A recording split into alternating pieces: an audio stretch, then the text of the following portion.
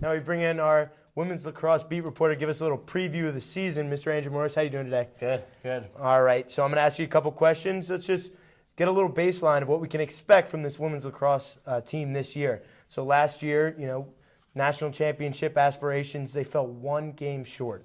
So what did they accomplish in this offseason? What are we looking at? What can we expect going into this season? Well, so going into the offseason, like you mentioned, their first year in the monstrous ACC conference, they fall just short to Maryland. They set a school record for single-season goals in a year. So going into the offseason, losing their top 2 of 4 scorers, they really needed to figure out what they were going to do at the attacking position. And I think this offseason, they really found Taylor Poplawski as, that person to solidify and fill that role. And coming into this year, last year, if you remember, she was so good as a freshman, scoring so many goals for the team. So I think with all these freshmen coming in, she's really going to be the one to mentor them and kind of give them that same experience.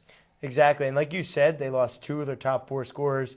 Is Poplawski that one to step up and be the rising star? Or who else can we look for as an underclassman to step up? Well, if you want offense, then I would go with Nina Marola, and she's coming just outside of Painted Post, New York, super local. And in high school, she scored over 300 points total in her career, and she can get to the goal. This girl is really good from what we've seen in scrimmages and practices. So from the attacking standpoint, I would say I would go with Nina Marola.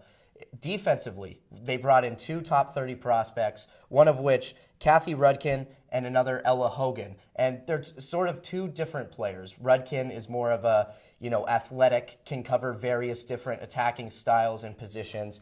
And Hogan, who is just very gritty and can score a couple goals for herself. All right, so let's put you on record right now. If you had to pick the top 3 in the ACC, who would they be? We're going to bring this back up later on. Well, it's tough because the ACC conference is just so good. You have Maryland, who just won it. I'm going to go with them as the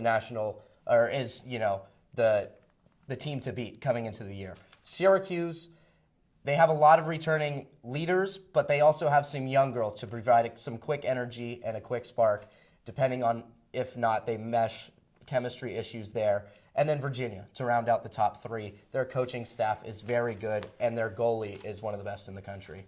All right, so you hear that, Coach Gate? Look out. Got to look out for Virginia. Got to look out for Maryland. Thank you very much for joining us, Andrew Morris, and look forward to a great season for the women's lacrosse team.